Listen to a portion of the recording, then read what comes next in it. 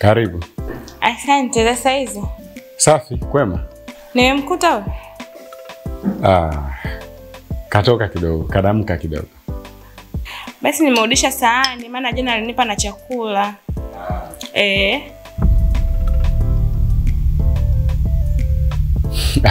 Sawa.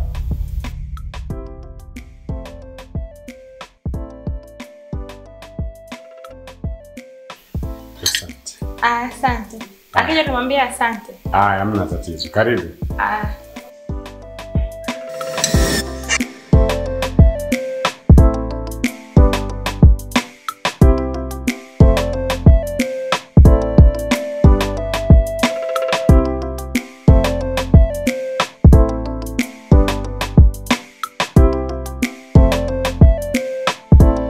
Shoga yangu.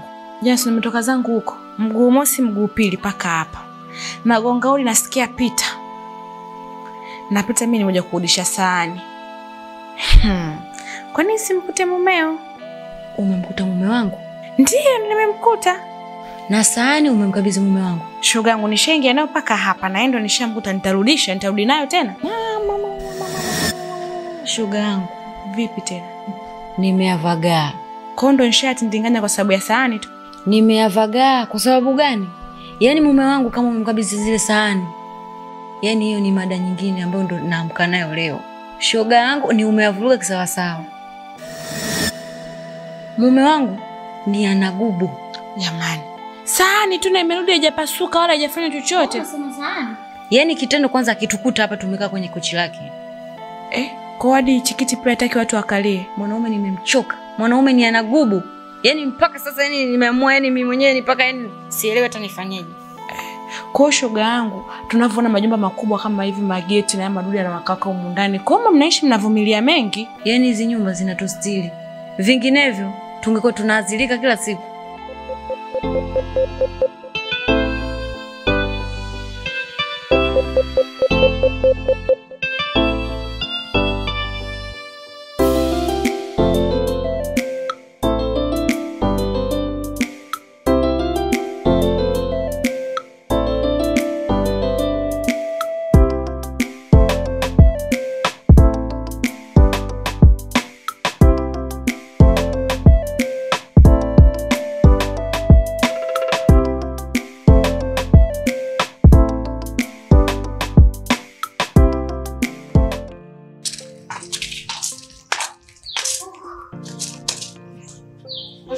Odi.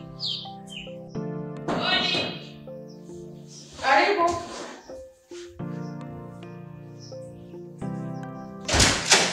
Karibu. Asante. Karibu sana. Asante. Vipi mwana? Safi, poa.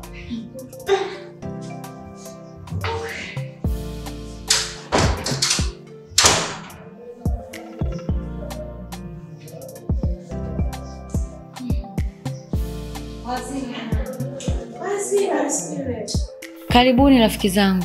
Asante. Tumekuja kusikiliza huo wito. Tumeitwa wewe. Tumekuja kusikiliza wito sasa. Ni kweli. Nimewaita hapa mje kunipa ushauri kuhusu mume wangu Machupa. Mume wangu bado nampenda na ninamhitaji. Ila tu hana gubu ambalo mimi silielewi hilo gubu linaisha lini. Nampenda. Ila tu kuna changamoto tunazozipitia ambazo zinanikwaza, zinaniumiza. Ni hayo lakini naombeni mnipe ushauri. Mimi cha kukushauri, mvumilie mume wako. Hamna mwanaume ambaye hana madhaifu. Kila mwanaume ana madhaifu yake. Unaweza kutoka hapo ukakutana na mabaya zaidi ya haya. Kuhusu maneno yake achana nayo. Ndoa ni ngumu. Unaweza kutoka hapo ukaenda kwa mwanamume mwingine ukakutana nao mazito zaidi ya haya. Kwa hiyo ushauri wangu mvumilie, mrekebisha, atajirekebisha mwenyewe kidogo kidogo. Au unasemaje marafiki zangu? Kwa mie ushauri wangu achana naye tu. Kwani kitu gani? Roho kwa juu kama unakula tambi. Achana naye. Kwa sababu ni kitu ambacho hakiwezekani. Unakaa na mwanaume nafsi haina raha. Unaning'inia juu juu kama popo. Kwa ubaya gani ulionao? Kwanza we mzuri. Unakaa na mwanaume nakwambia nafsi yani leo kiyanga yanga. Kiduva kinakutoka kama paka unojisaidia. Sikia nikwambie. Hapo ulipo wewe huna kasoro yoyote. Yaani wewe ni mzuri. Ukitoka utapata bwana kuliko hata yeye. Utampata mwanaume zidi ya yeye. Mimi ushauri wangu. Kwa ushauri wangu mimi, toka bibi. Usiweke roho juu kama umeua baba mkwe. Toka. Achana naye. Au sio? Achana naye. Yaani Zai hujawahi kutengeneza kwenye mazungumzo ya maana. Yaani huchelewi kuharibu, sio hata ukoje. Hujawahi kwenda kwenye kikao ukatengeneza. Wewe kazi yako ni kuharibu tu. Nisikuse nikwambie kitu kimoja. Mwanaume mkuta na meno 32. Amezaliwa kwao na wewe umezaliwa kwenu. Ni shida sana kumbadilisha. Kwa ushauri wangu mimi, mvumilie. Alafu tabia ya mtu kuibadilisha. Sasa nakuweka chumvi kwenye mboga kusema tu ukitia imekolea. Lazima ichukue muda. Leo hii ukisema uondoke, unakwenda wapi? Nje pagumu. Sisi tunakuja humu ndani mara tumeondoka na kipaseli hiki mara hiki. Sio kama tunapenda kwa sababu ya nje tu hali ni ngumu. Mvumilie. Atabadilika tu. Alafu istoshe. Hiki ndio kikao cha kwanza. Hiki sio kikao cha kwanza. Kwanza umesemaje wewe? Mimi sijawahi kuwa mshauri mzuri. Si ndio? Amvumilia atabadilika lini? Atabadilika kitu gani? Alafu kingine, kwa hiyo ndio mwenye ushauri bora. Nisikilize. Mimi mwenye ushauri mbovu, mimi naondoka. Kwanza nimekuja hapa mimi nimekuheshimu, nimeacha vikoba huko. Nimekuja kusikiliza wito wako wewe. Leo hii mimi nimekuja kusikiliza wito wako, naambiwa mimi ushauri wangu mbovu, sijawahi kuwa na ushauri mzuri. Bibi mimi ndio huyu. Baki na hawa watu wawili. Wanayojua kukupa wewe ushauri. Mimi mwenye ushauri mbovu, mimi ndo naondoka. Sasa ni nini lakini? Sitaki ushauri wangu si mbovu. Nakaa nafanya nini sasa? Sitaki. Nashukuru umefika muda mwafaka. Na kitu kingine naamini kwamba umeheshimu mto wangu. Ila kuna jambo ambalo nataka nikueleze. Naamini wewe unaweza kunisaidia hilo jambo. Jambo gani hilo? Sawa. Najua wewe ni rafiki wa Ana mkubwa tu. Na mnafahamiana vizuri katika maisha yenu. Nimeona sio vizuri nikifanya mimi kama mimi. Nimeamua nikushirikishe wewe. Unaamini hilo jambo lako litaweza kukusaidia mimi? Ya, unaweza kunisaidia tena kwa asilimia kubwa sana. Je, nikishindwa? Siamini kama unaweza kushinda. Ni kwa sababu lipo juu ya uwezo wako. Poa, tusipoteze muda. Ni jambo gani hilo? Labda unieleze. Sawa. Kiukweli ninahitaji kuwa karibu na Ana.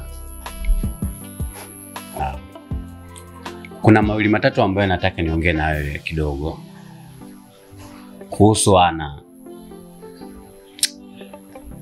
Ana ni mwanamke ambaye nampenda sana. Lakini anapitia wakati mgumu. Ana ni mwanamke ambaye nampenda sana. Nahitaji msaada wako. Unisaidie katika hili. Ana ni rafiki yako mkubwa sana. Ninaamini ukimfikishia ujumbe wangu hata nilivyokuona wewe, naamini mambo yangu yanaweza yakaenda kupitia wewe. Naomba unisaidie. Kama kuna uwezekano, basi niweze kupata mawasiliano yake au wewe uweze kufikisha salamu zangu au hisia zangu zinazomsumbua katika moyo wangu. Lakini mtihani unaonipa ni mgumu sana kwa sababu yule ni mke wa mtu. Kwa nini usitafute wanawake wengine mtaani? Sawa. Hayo yote naongea ni sawa. Lakini tukubaliane, uko tayari kunisaidia au hauko tayari kunisaidia? Swala lako ni gumu, lakini nitajaribu kwenda kuongea naye. Kama atakubali, nitakufikishia taarifa. Nisikilize. Unajua mtu unayempenda, huo ukimwona ananyanyasika, basi huwa moyo unauma. Ana anahitaji upendo Ana ni mwanamke mzuri, anahitaji kubembelezwa, lakini anapitia vitu ambavyo sio sahihi. Mwanamke anahitaji kuishi vile kama anavyoishi yeye. Mwanamke anahitaji kupetiwa, mwanamke anahitaji kubembelezwa. Huwa na uchungu sana na Ana nikimuona jinsi anayopitia. Hivi nitumie lugha gani kuongea na wewe ili uweze kunielewa? Niongeeje kuhusiana na vyombo vyangu ili unielewe vizuri? Sikiza ngombe mume wangu. Vyombo vinavyotumika na ndugu zako na wewe mwenyewe na marafiki zangu na familia yangu watatumia vile vile. Sijajua wewe unaongelea vyombo gani. Kumbuka unapozungumza na mimi ujue kabisa unazungumza na nani. Sawa? Unazungumza na mume wako ambaye amekupa utaratibu mzima wa nyumba hii. Hakuna ambacho sijakwambia kuhusiana na vyombo wala masofa. Kwamba wageni watakapokuwa wamefika watakaa katika viti gani na watakula katika vyombo gani. Nishakwambia. Viti vya plastiki watakalia wageni na vyakula watalia katika vyombo vya plastiki. Labda kama ningekuwa nimekataa wasile lakini watakula, inakuwaje ngumu? Sikiza mume wangu. Unajua mimi nimechoka na hilo gubu lako. Sijui unanielewa? Nimechoshwa na hilo gubu lako. Mimi nilishatoa taratibu hapa ndani. Sawa? Tena nimezungumza mara nyingi tu. Na nilishatoa misingi hapa ndani kwamba vyombo vyangu na furniture zangu, sofa zangu sihitaji watumie watu wengine tofauti ya mimi na mke wangu. Shida iko wapi? Yaani sio ndugu zako, sio amekuja mama yako, sio amekuja shangazi, sio wageni gani. Yaani mimi ndo sihitaji watu wengine wafanyaje? Si kuna vitu vingine vya plastiki vipo? Mbona kuna sahani zingine za plastiki sio za mifupa, si hapa kulie umo? Kwani lazima wale kwenye sahani ambazo nakula mimi?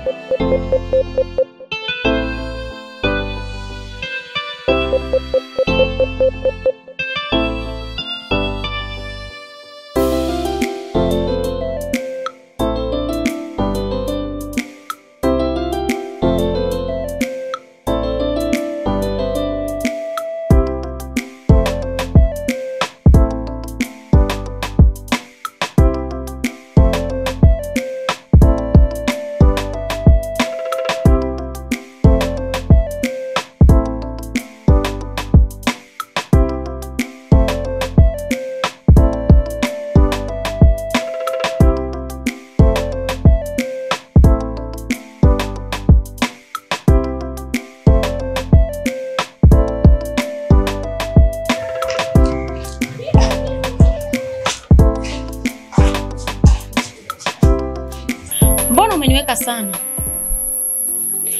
Unajua mimi naenda na muda. Samahani rafiki yangu, kuna jambo muhimu sana nataka tuzungumze.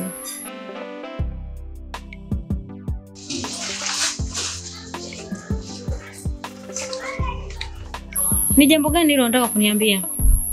Unafahamu rafiki yangu yule ambaye anaitwa Before? Before? Namkumbuka. Ndio huyo. Kuna ameniagiza namba yake ya simu. Kwa nini hakunifuata mwenyewe? Ni kwa sababu ameona mimi na wewe ni marafiki. Yeye ndio maana kaogopa kukufuata direct, kaniambia mimi nije moja kwa moja nichukue namba kwako. Sawa. Nitakupatia namba umpelekee.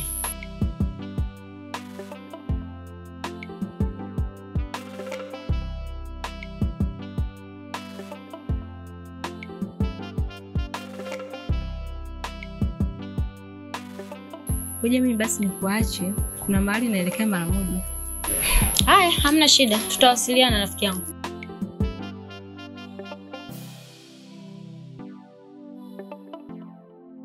Karibu shemeji yangu. Asante. Shemeji, nimekuita hapa. Nilikuwa nina tatizo, naomba unisaidie. Tatizo hilo ni kuhusu kaka yako. Kaka yako amekuwa na gubu sana, ambao ni hilo gubu linanipelekea nashindwa hata kuelewa nifanyaje. Kwa hiyo nikaona labda wewe ndio itakuwa msaada wangu wa mwisho.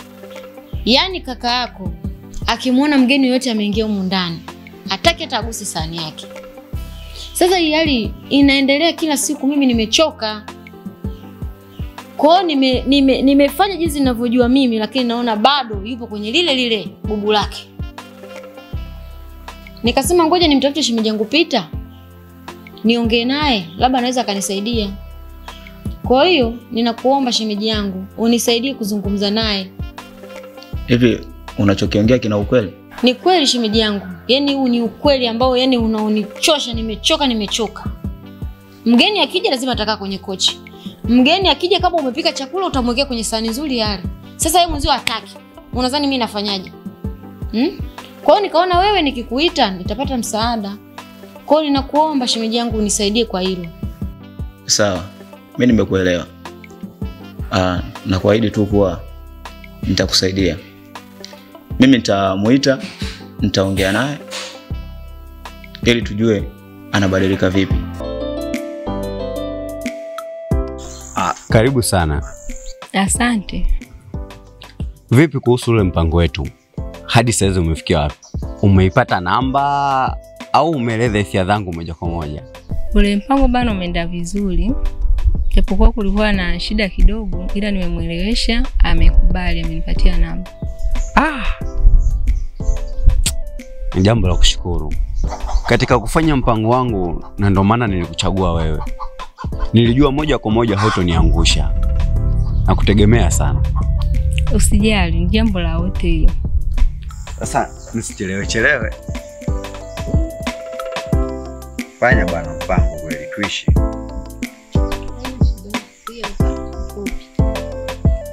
Okay.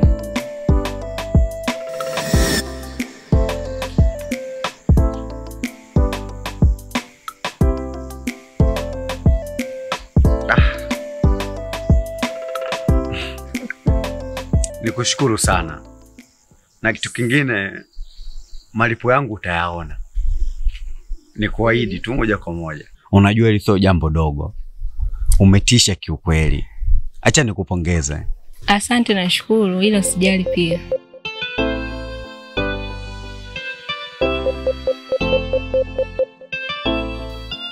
Niambie mdogo. Bwana poa. Mambo yanaenda? Ya fresh kabisa. Lete maneno.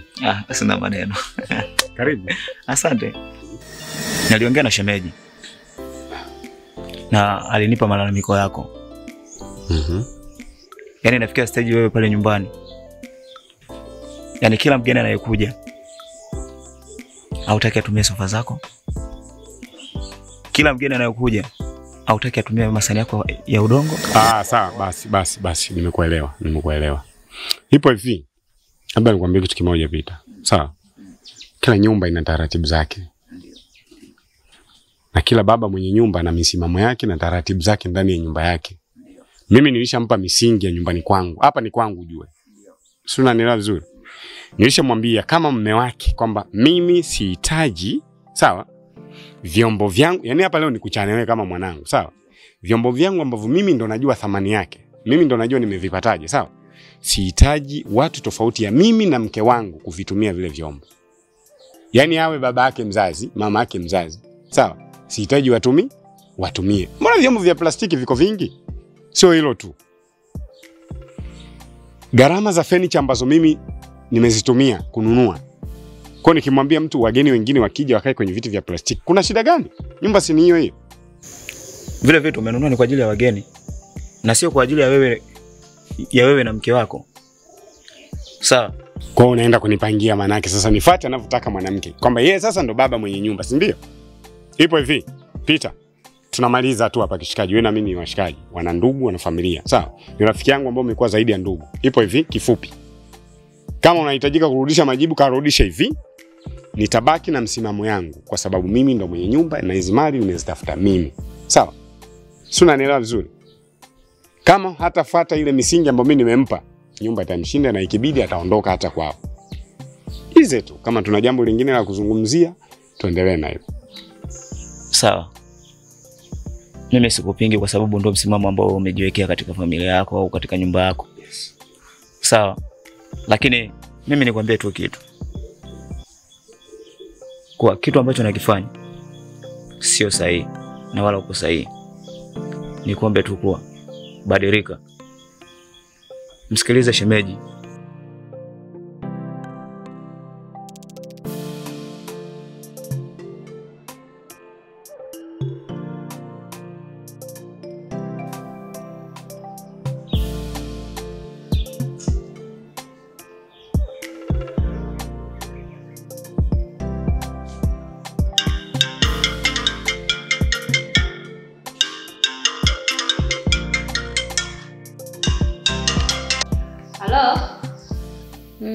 Niambie. Samani. Unaongea na before hapa. Wa wapi? Mbona mimi sikufahamu? Nadhani una rafiki yako ambaye anaitwa Sara. Ndio.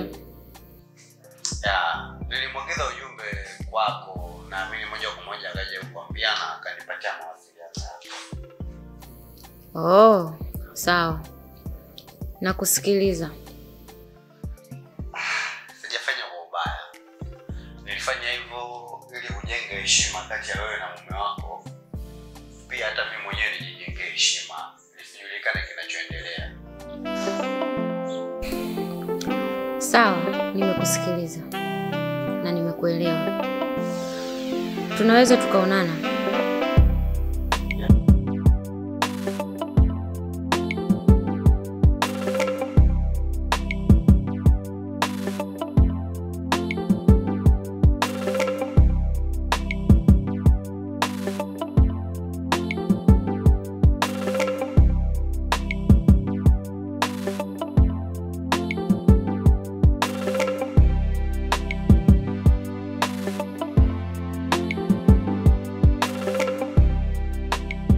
Baby, naomba kwanza tuongee kidogo kabla hujaondoka kazini. Lakini tumeongea usiku mzima. Sawa, naelewa haya. Ila naomba kidogo tuzungumze. Sawa, tunazungumza lakini sio pa kukaa kwa mzima. Tukae dakika 5-2 nikusikilize alafu niwahi. Sawa, hamna shida. Kama dakika 5. Ongea. Basi tukae.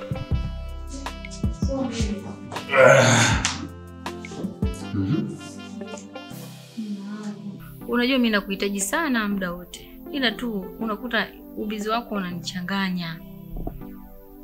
Nashindwa kuelewa nini shida yani uko kazini. Hamna kitu kingine zaidi ya kazi na wewe mwenyewe unafahamu. Mimi pia nakupenda. Na ndio maana nikaona bora nikuoe, nikuweke ndani tuishi kama wanandoa.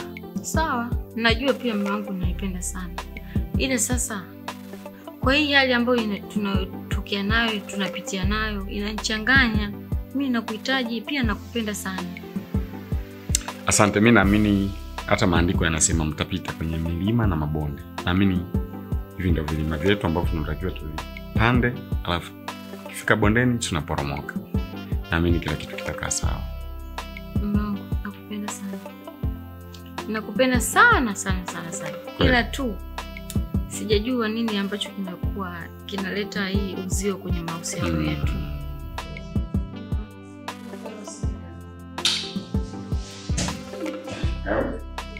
Kuja tushikane.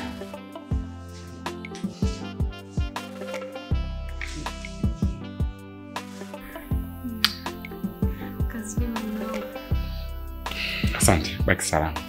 Pia. Bye. Baki salama.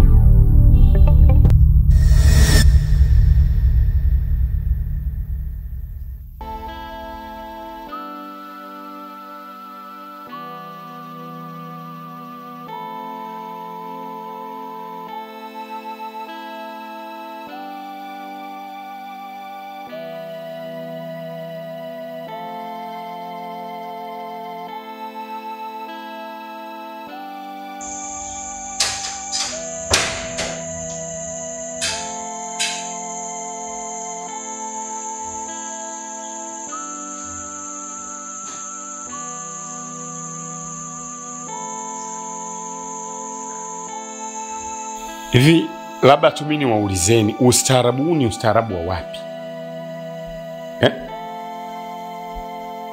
Yaani mnaonekana watu wazima, mmekaa vizuri tu, mna akili zenu sawa sawa, lakini mambo mnayoyafanya ni tofauti na ambavyo mnaonekana. Sasa hii maana yake nini? Huu ni ustaarabu wa wapi? Ina maana nyinyi wote hamfahamu kama ile pale ndio sehemu ya kwenda kulia chakula? Meza si ile pale. Au kukutafutiana nongwa.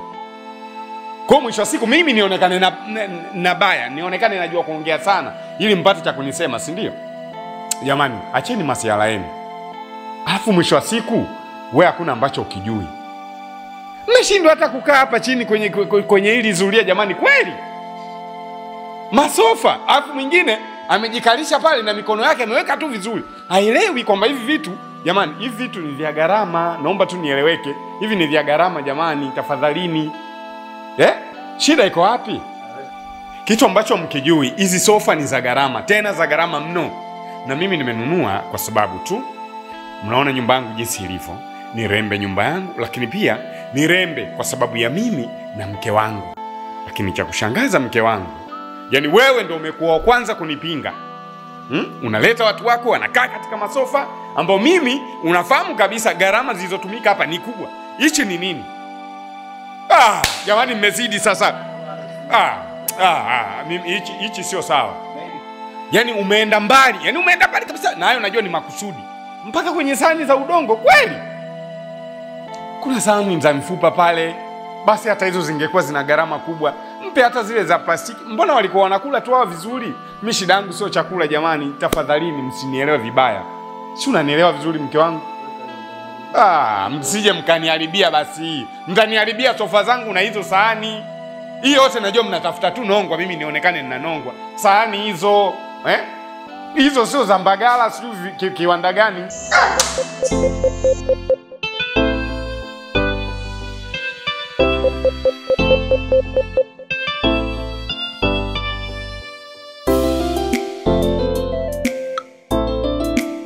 Halo? Poa, mzima? Mimi ni mzima vipi? Mimi si jambo, si wewe. Mimi niko poa. Unaongea na Bifua? Nishakupata. Okay, sawa. Nakuomba unisikilize. Nilikuwa na shida kuonana na wewe kama hautojali baadaye. Lakini samahani. Nataka nijue jamaa yupo au hayupo? Jamaa yupo. Ila pia tunaweza tukaendelea kuongea. Sawa. Nahitaji kutoka nawe baadaye. Kuna Dina ipo hapa kama hautojali. Sawa, nimekuelewa. Tunaweza tukaonana. Wapi? Pale grocery. Sawa. Hamna shida, tutaonana. Kwenye saa ngapi? Kama mida saa 2 fulani. Okay, sawa. Hamna shida. Basi, nashukuru kwa hilo. Hello? Hello?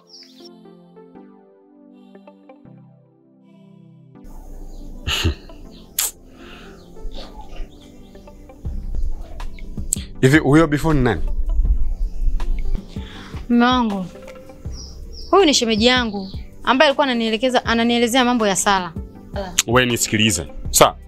Yaani kuanzia mwanzo wa maongezi mpaka hapo ulipofikia mimi nimekusikiliza. Nilikaa pale na kusikiliza tu. Alafu kirahisi tu unajaribu kuniongopea kitu ambacho hakipo. Kweli?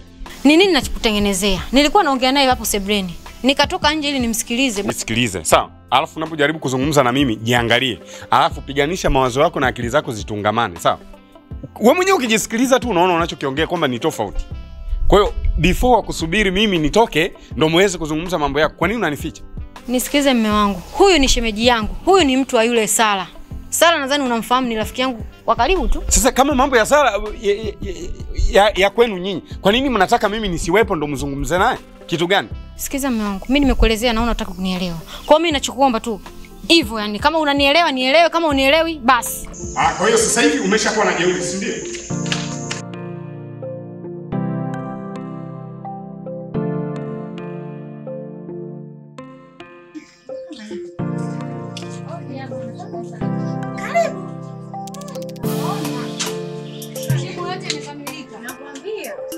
kama kilivyo. Sisi wazima, yani ukitukuta sisi hatujai, hatupungui, yani sisi tupo hivi hivi. Umependeza. Simtanie wewe. Tunajua bwana. Vipi lakini? Safi. Mko poa. Natamani maisha haya nyinyi amjui. Maisha haya tunaona sisi haya. Kuvaa kijora hivi? Mimi sikana, sio kweli. Nimekuja hapa Dazai na shida ya ushauri wenu. Naombeni mnipe ushauri mimi. Ushauri huo kuhusu mimi mume wangu Machupa. Machupa amenifumania. Hatari.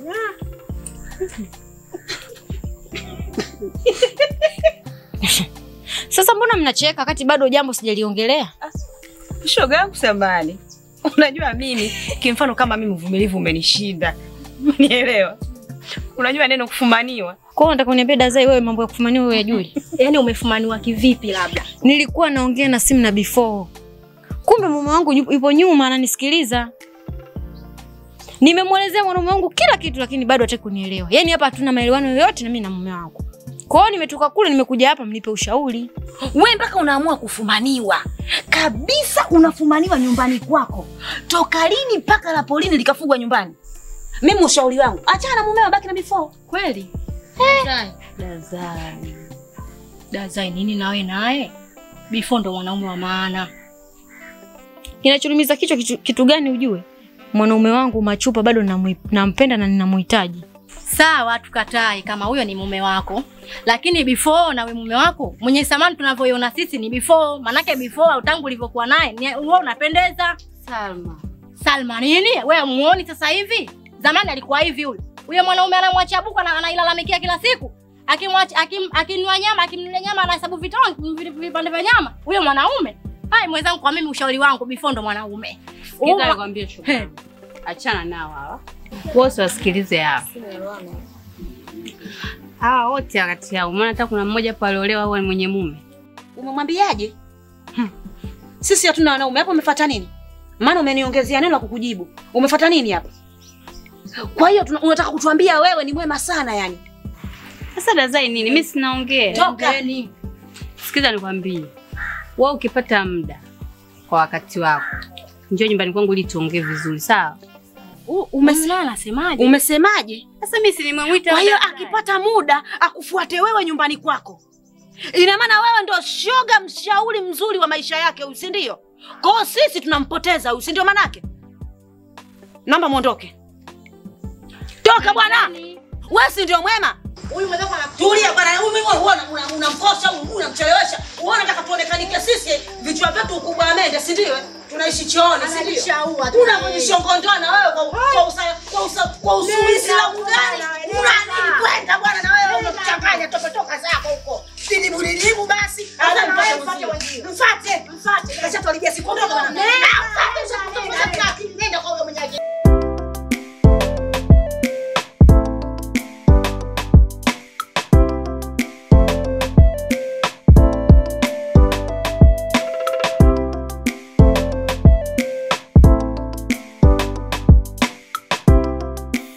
We Ana. Hebu njoo. Nakuja.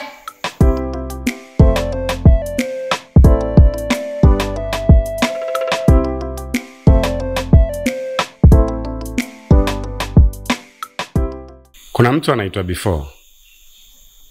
Katuma message kwenye simu yako. Anauliza huyo fala katoka? Sasa naomba kufahamu. Hapa ndani huyo fala ni nani?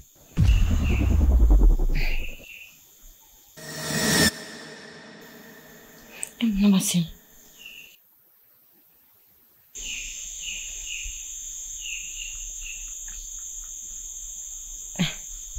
Wewe Ana.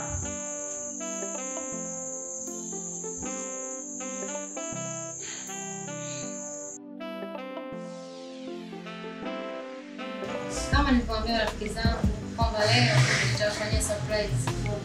Na surprise yenyewe ndio hii.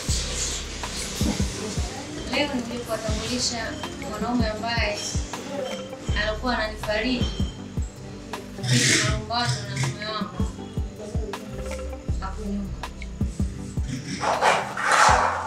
Mwenyewe ni before na before mwenyewe ndio. Mimi kukuacha hivi hivi? Siwezi. Siwezi. Uzuri wako wa nje huo uwe nao mpaka ndani. Maana mashallah kijana umebarikiwa bwana. Ndogo wangu umechagua. Yaani bonge la mwanaume. Unaje ushauri wangu ule? Mimi nilikwambia mwanaume before mtu amekamilika, achana na mtungi ule. Chukua friji na ukaa kwenye frame. Sasa si unaona? Kako tunaenda naye, si unaona sasa? Tupo pamoja na nyinyi. Mimi sisemi mengi.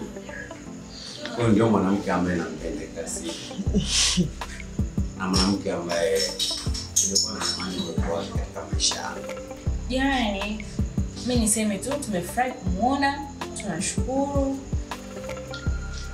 Na pia msimu ni mzuri. Yaani, maana nasema nikiongea sana niseme kaharibu. Chamba tuache sisi ili muendelee na mapenzi yenu, muendelee na mahaba yenu. Tuache muendelee na mambo yenu, sisi tuende. Tumefurahi kumuona. Sawa. Tutawasiliana.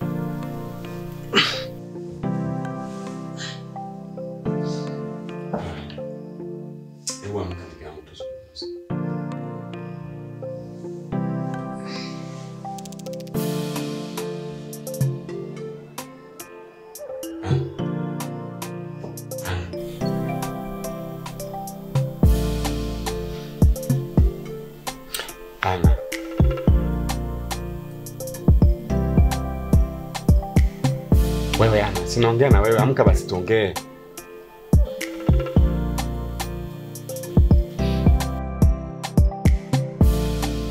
Ana mke wangu. Wewe mwenyewe utakuwa ni shahidi na unajua wazi hakuna ambacho mimi sijakifanya kwa ajili yako. Lakini kwa nini wewe unakuwa msaliti?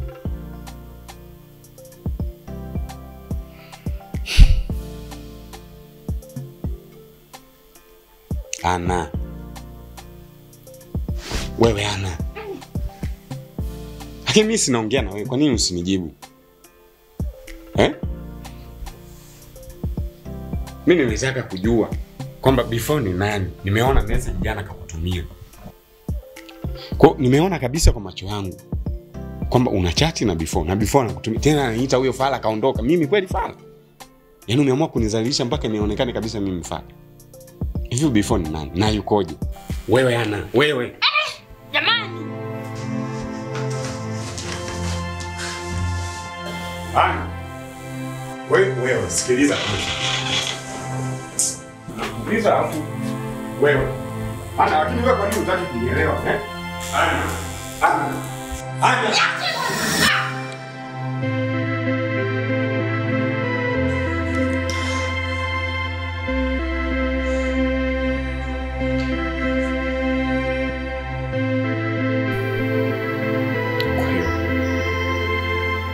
Mimi nazungumza na wewe chumbani. Unataka mgogoro utoke chumbani uje sebuleni, si ndio? Kwa kama pangekuwa na watoto hapa, ilikuwa mgogoro wote wanausikiliza. Hebu mimi niambie kitu kimoja. If you before ni nani? Kwa mimi najaribu kutetea ndoa yangu na ninahitaji tuzungumze kama wanandoa, lakini wewe bado hutaki kuzungumza na mimi. Na unanipotezea kabisa. Hii maana yake nini? na kwa namna gani unavyoonyesha kwamba wewe ni jeuri na ni mtukutu, utaki kunijibu chochote, si ndio?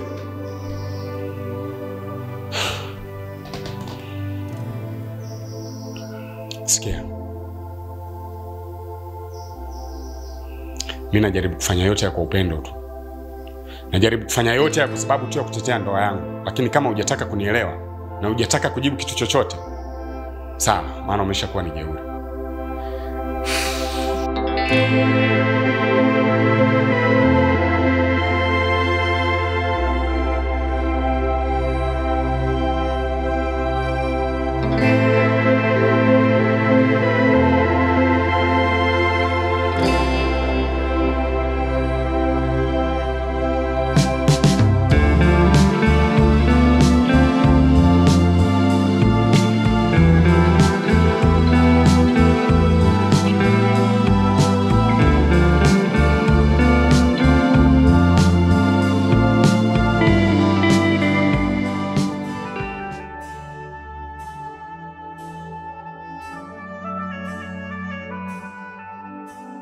Napenda sana kumzungumzia huyu before. Amekupa nini?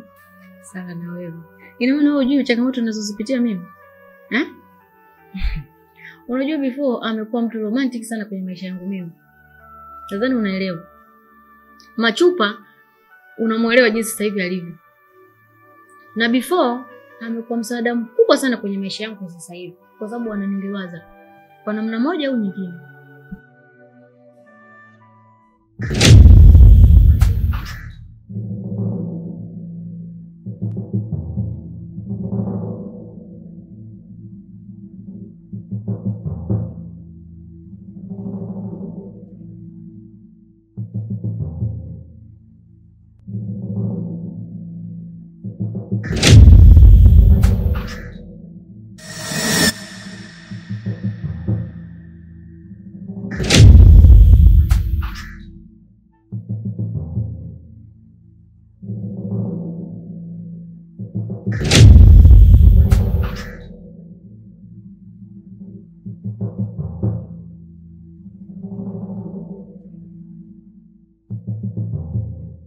Karibu sana Mshenga. Asante sana. Nilipokea ujumbe kutoka kwa mke wangu kwamba mkeo alikuja nyumbani, lakini alikuja na malalamiko. Sasa nikasema kama nilivyokuwa nimekuambia nitapita hapo. Sawa. Tuje tuzungumze mimi na wewe. Sahihi kabisa. Mkeo bwana amekuja analalamika kwamba nyumbani kuna ugomvi mkubwa sana unaendelea kati yako wewe na mkeo. Ameeleza jambo moja likanistua na nikasikitika kidogo. Jambo lipi tena? Mkeo amesema imefikia hatua hata swala lake la haki ya ndoa unamnyima bwana wewe. Na mke wangu mimi namnyima haki za ndoa kweli? Kabisa. Ama kweli anayewahi kituoni ndo mwenye sheria. Hivyo nikasema nipite hapa nikusikilize na wewe, hili swala limekaaje kwa upande wako? Kuna shida kubwa gani mpaka inafikia hatua unamnyima mwenzio haki yake ya ndoa? Mshenga, mimi nikwambia jambo moja. Yaani yeye amefanya kinyume. Yaani mimi ndo nenyimwa haki ya ndoa. Kwa alichokifanya hapo, yeye aliye mwenye makosa ndo kawahi kituoni. Sio kama unanielewa vizuri. Kama nakumbuka vizuri, kama sio miezi miwili basi 2.5 kuelekea miezi 3, sijaona chochote. Sijapewa chochote. Sema mimi ni mtu ambaye nakaa na kitu. Yaani sio jambo dogo nikuletee, jambo dogo nikuletee. Najaribu kuona kile kifua kama mtoto wa kiume. Najua kabisa kuna vitu naweza nikamaliza mwenyewe. Kuna vitu naweza nikaongea naye, naamini tutamaliza. Lakini inapofika mahali kwamba yeye ndo ameanza kutoka kwenda kuyamwaga, basi acha tu nikwambie tu ukweli. Hali halisi ndio hiyo. Mimi kweli tuna ugomvi. Lakini mimi ndo mlengwa mkubwa wa kunyimwa ndoa. Wala nisikuficha. Huo ndo ukweli. Nafikiri nimekusikia. Lakini pia nikushauri jambo. Unajua wewe ndo unamuongoza huyu. wewe ndo una uangalizi wote, wewe ndo kichwa. Sasa kuna wakati, unajua haya mambo mimi ni mzoefu vizuri tu, nimekaa kwenye ndoa muda mrefu. Kwa hiyo kuna wakati mwanamke anakuwa hivyo, ila sasa unatakiwa wewe uende naye kwa upole, usimkaripie sana. Hebu jaribu kukaa naye, zungumza naye kwa upole, usimkaripie. Ukiwa mkali sana mtashindwa kupata mwafaka.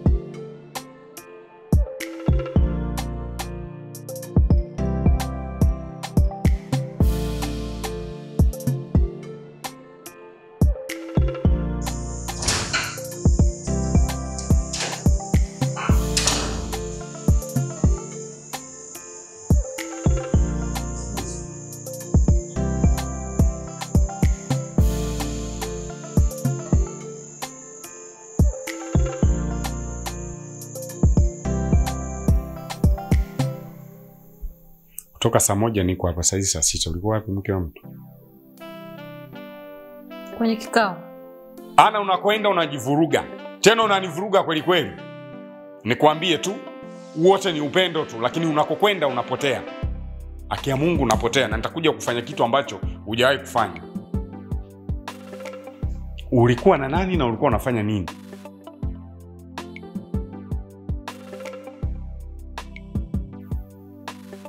Imefika mahali unakuwa jeuri na kuuliza maswali au jibu, na nataka kujua kwa undani au jibu, unajisikia tu ambavyo unafanya.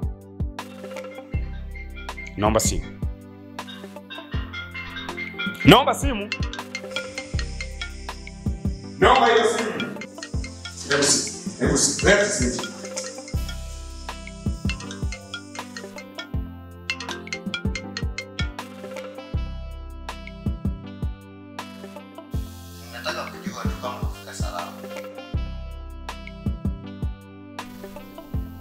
Kwa hiyo ndio kikao ambacho mlikuwa mnakifanya, si ndio?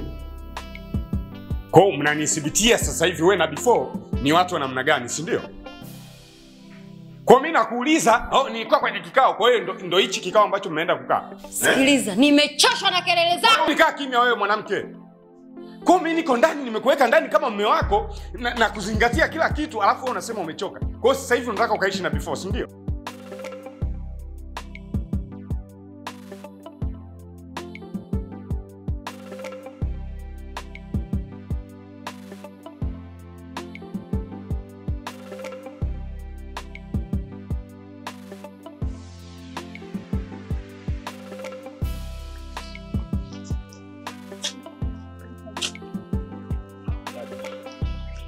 Samahani dadangu.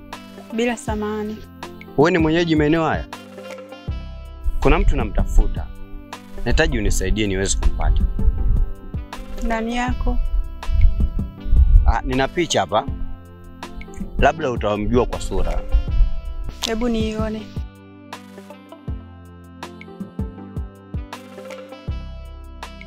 Namfahamu. Basi dadangu, nakuomba unisaidie kwa hili ili niweze kumpata. Nisubirie hapo.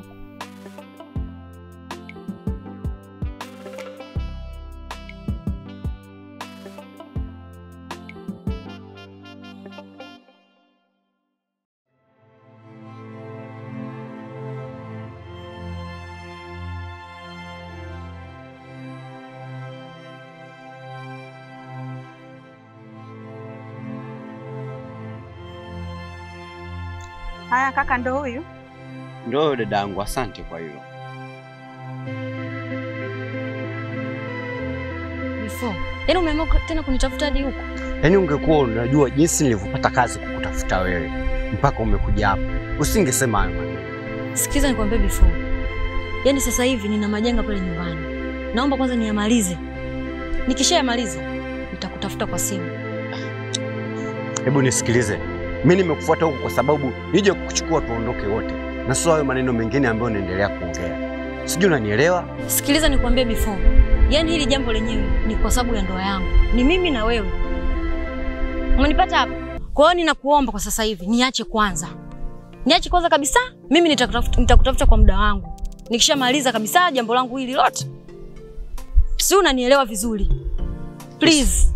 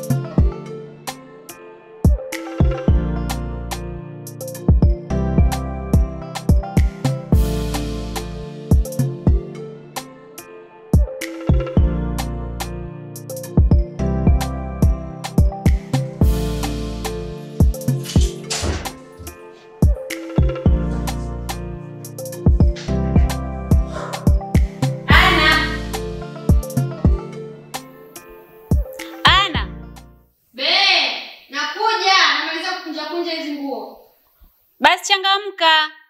Poa nakuja. Huyu mtu unajua anajizungusha sana, afu muda wenyewe ushaenda huko. Ndio. Utachelewa. Ana mambo mengi huyu.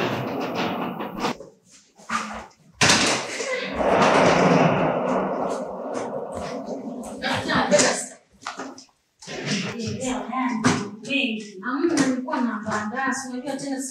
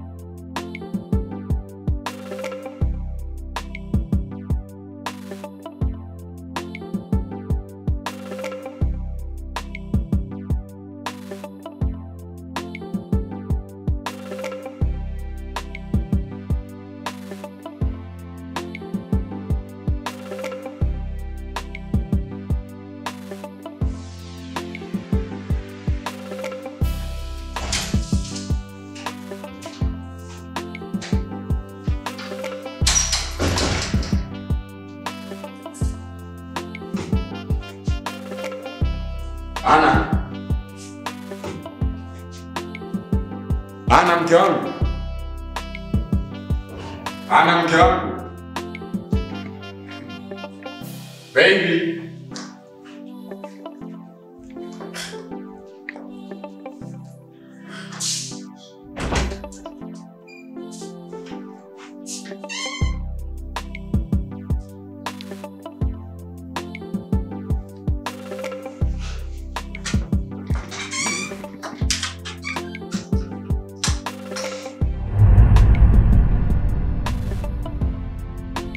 Hivi marafiki zangu, mnakumbuka rafiki yetu anapopitia mambo magumu kwenye ndoa yake? Tunamsaidiaje kwa mfano? Hivyo ni vitu vidogo. Yaani kuna vitu vingine hauhitaji kuteseka. Sijui upate shida umize akili ya nini?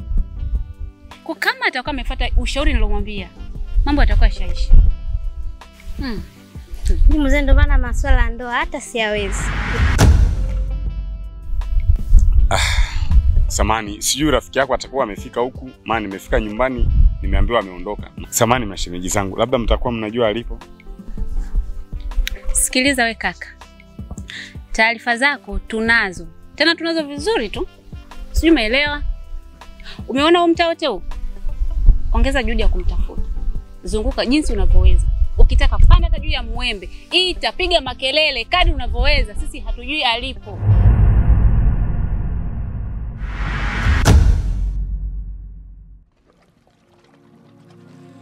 Hebu niambie kilichokutoa kwa mume wako. Maana umekuja hapa sikuelewi. Shida nini kabisa kwanza? Ni kweli mama. Kiukweli sijaaga nyumbani kwa mume wangu. Ila kutokana na hali ambayo ninaishi na mume wangu, imenifanya nisiage. Mama, mume wangu nampenda sana. nampenda sana sana sana, ila kutokana na hali ambayo sasa hivi iliyotokea nimefanya paka hatua ya kutoroka bila kumwaga.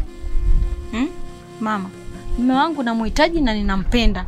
Gubu alilokuwa nalo mume wangu mama, imenipelekea mpaka nitoroke. Mume wangu akija nyumbani, akimwona rafiki yangu aina yoyote, anakula chakula, hataki aguse sahani yake.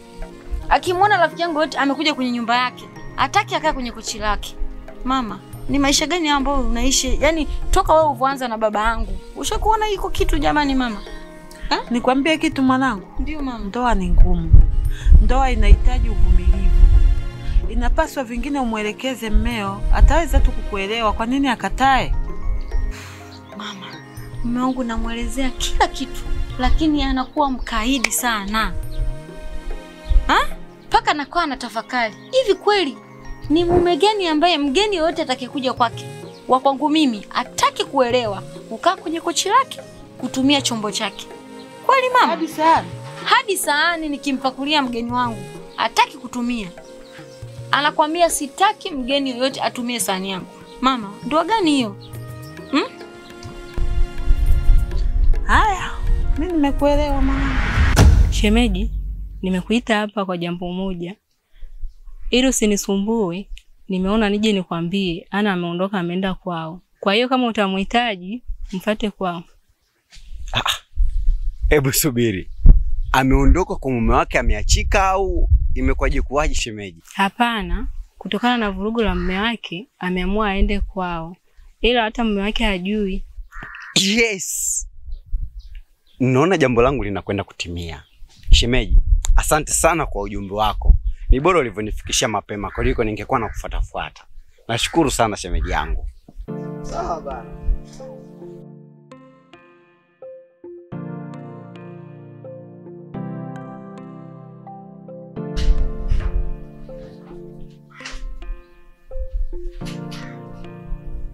Halo mama.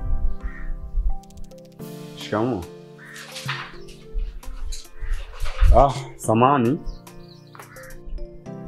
Ana ameshafika huko nyumbani? Aha. Sawa. Huku mimi alivyotoka hajaniaga. Na inaonekana amechukua na nguo zake zote na mabegi yake yote. Kwa hiyo hicho ndo kitu ambacho na mimi kimenishangaza. Ndio.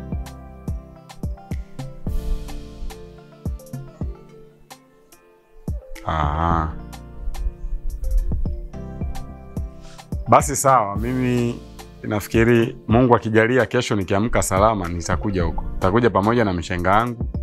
Tutakuja tuongee, tuone ni jinsi gani ametoka.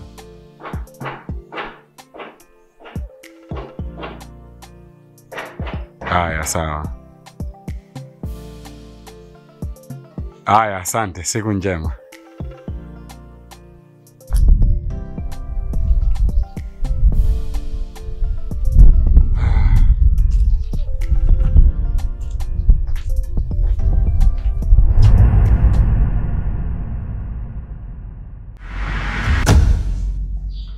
Mshenga, kama unavyoona hali yako ilivyo,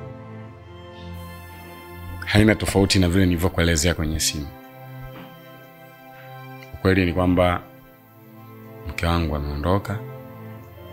Sio kama ameondoka kwamba ameniaga, ni amenitoroka. Na uhalisia ni kwamba mimi sijui alikokwenda, kwa sababu nimejaribu kumtafuta kwa marafiki zake wote, nimemkosa. Wanasema hawajui. Kwa mimi nahisi pengine atakuwa amerudi kwa wazazi wake. Umesema ameondoka kwa kutoroka. Manake ameondoka wewe hujui kama kaondoka. Ndio. Nikisema ndio ni kwa sababu mimi hajaniaga. Kwa hiyo kama hajaniaga manake amenitoroka. Kwa hiyo kwa nini inanipa wasiwasi kwamba atakuwa ameenda nyumbani? Hata mabegi yake ni kama akakusanya nguo zake zote anaondoka nazo. Kwa nilichokuwa nataka kesho Mungu akituamsha salama, tuelekee kwao. Tuende kwa wazazi wake. wewe kama mshenga najua hutokosa cha kuzungumza. Utazungumza nao wazazi wake. Kikubwa mno nachokitaka mimi mke wangu arudi katika mikono yangu. Kweli bado nampenda. Mimi nikutoe hofu kwa hilo. Safari ipo, tutaenda, tutazungumza nao.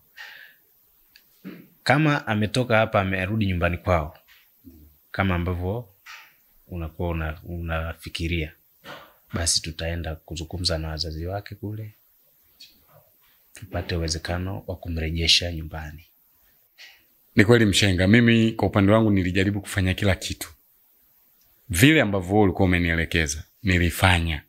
Lakini hata mimi inanipa ukakasi kwa nini ameondoka. Ni basi pengine achukue hata nguo chache na mabegi yote.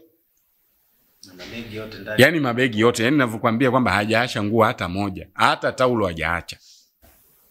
Hilo limeisha.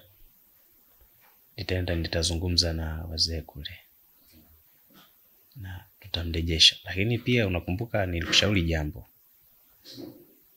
kipindi kilichopita. Kile nilikwambia wewe katika hii ndoa ndo kila kitu. Ukiharibu wewe unakuwa kila kitu umekiharibu. Sasa kama kuna mahali umeteleza, ndo haya yanayotokea sasa hivi.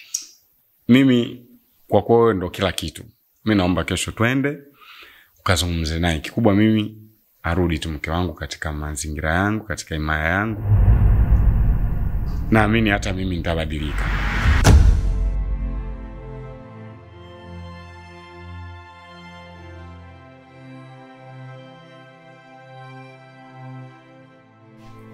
Mama, kama ambavyo jana tulikuwa tumezungumza kwenye simu,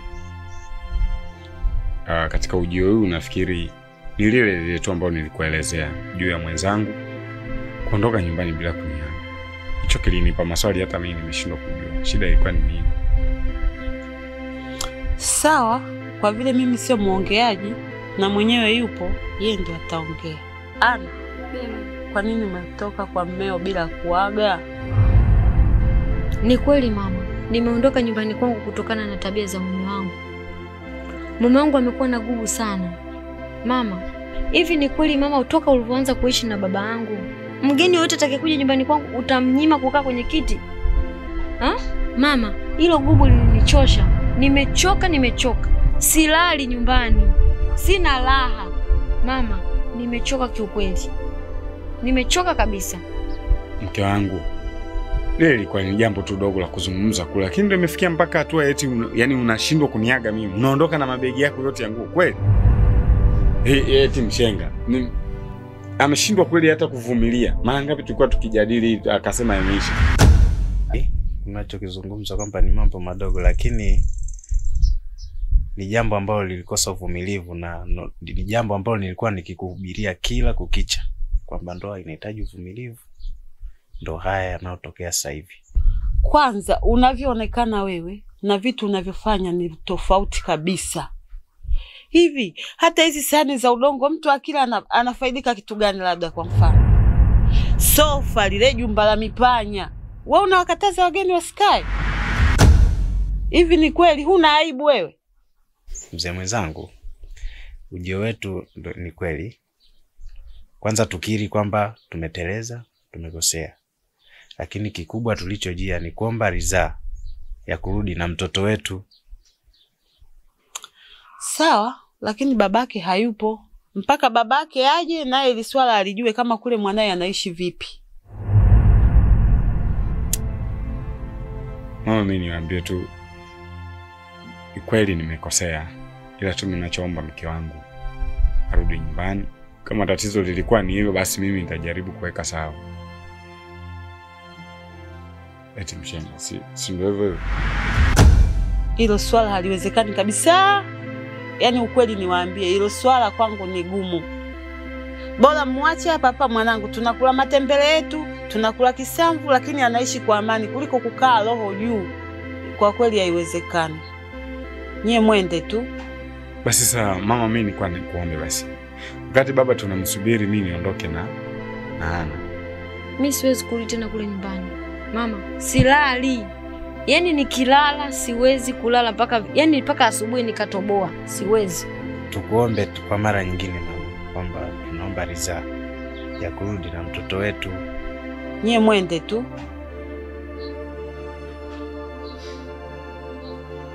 Mwende, mwondoke. Sawa.